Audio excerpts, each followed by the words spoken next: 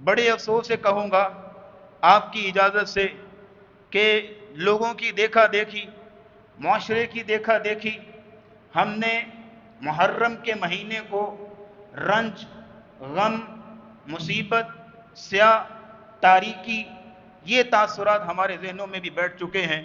لوگوں کی دیکھا دیکھی، جبکہ محرم ایک مہینہ ہے اللہ کے مہینوں میں سے،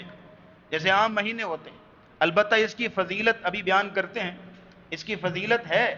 احادیث کے اندر اس کا جو فضائل بیان ہوئے ہیں وہ مسلم ہے، لیکن یہ ہے کہ ایک مہینہ ہے، اس کا کسی سیاہی سے، کسی تاریکی سے، کسی ظلم سے، کسی بھی قسم کے غم، رنج، مصیبت اور صدمے سے اسلام کی نظر میں کوئی تعلق نہیں ہے۔ خاص طور پہ محرم کی 10ویں تاریخ کو زیادہ سیاہ سمجھا جاتا ہے، زیادہ تاریک سمجھا جاتا ہے۔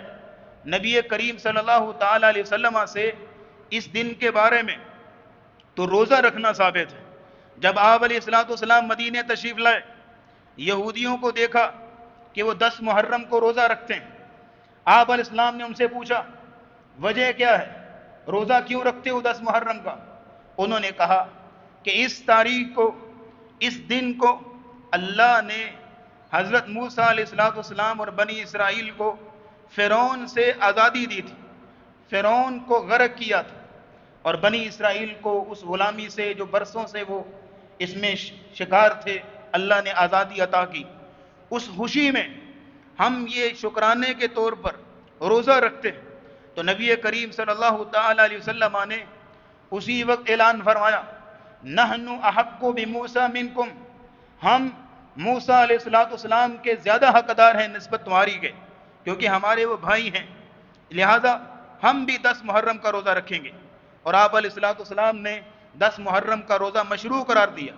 اور اس کی فضیلت یہ بیان کی کہ جو شخص یہ روزہ رکھتا ہے 1 سال کے گناہوں کا کفارہ ہے۔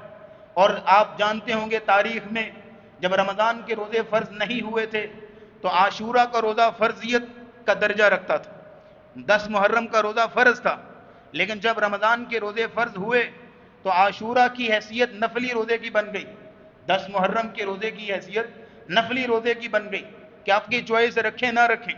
لیکن نبی کریم صلی اللہ تعالی وسلم کے آخری سال آپ کو نشاندہی کرائی گئی کہ آپ ہمیں یہودیت کی مخالفت کرنے کی تلقین کرتے ہیں، تو جس دن ہمارا روزہ ان کا بھی روزہ مشابہت ہو گئی، آپ نے تو مخالفت کا درس دیا۔ نبی اسلام نے فرمایا لئن بقیت الی قابل لاصومن التاسع، اگر آئندہ سال ہم زندہ رہے تو ہم 9ویں کا بھی روزہ رکھیں گے۔ راوی روایت کرنے والے عبداللہ بن عباس، انہوں نے فتویٰ جاری کیا، راوی اپنی روایت کو زیادہ بہتر جانتا ہے کہ تم صوم التاسع والعاشر، 9ویں کا اور 10ویں کا دونوں روزے رکھو، فضیلت وہی ہے کہ 1 سال کے گناہوں کا کفارہ ہے۔ تو بہرحال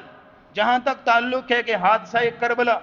وہ تو نبی کریم صلی اللہ تعالی وسلم کے بھی 50 سال بعد جو ہے وہ واقع ہوا ہے، لہٰذا اس کا اس روزے کے ساتھ یا اس دن کے ساتھ اس انداز سے تعلق نہیں ہے، وہ تو ایک حادثہ تھا جو کہ ایک ظلم تھا جو کہ نہیں ہونا چاہیے تھا۔